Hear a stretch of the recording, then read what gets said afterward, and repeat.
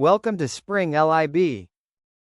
So here we want to find the minimum mass of the child in order for the child to ride safely.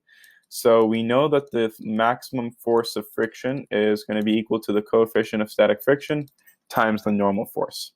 And from the given system, we know that the normal force equals the mass times the gravity. So it's simply equal to the weight.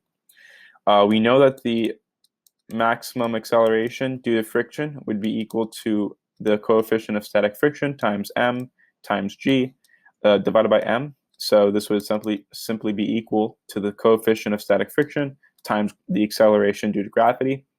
And this must be greater than the maximum elastic acceleration, where the maximum elastic acceleration,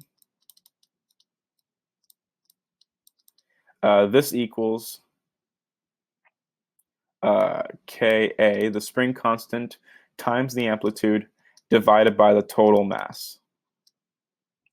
And so at this point, mu sub sg has to be greater than or equal to Ka over m plus m.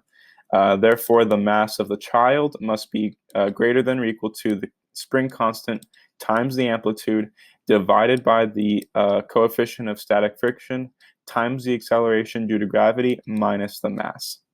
So we can actually solve and say that this minus the mass. So m must be greater than or equal to 430 newtons per meter times 0.50 meters, and then this will be divided by 0.40, the coefficient of static friction, times 9.8 meters per second squared. This is minus 35 kilograms, and we find that the mass of the child must be at least 19.8 kilograms. And again, this will be the mass of the child in order for the child to ride safely. That is the end of the solution. Thank you for watching.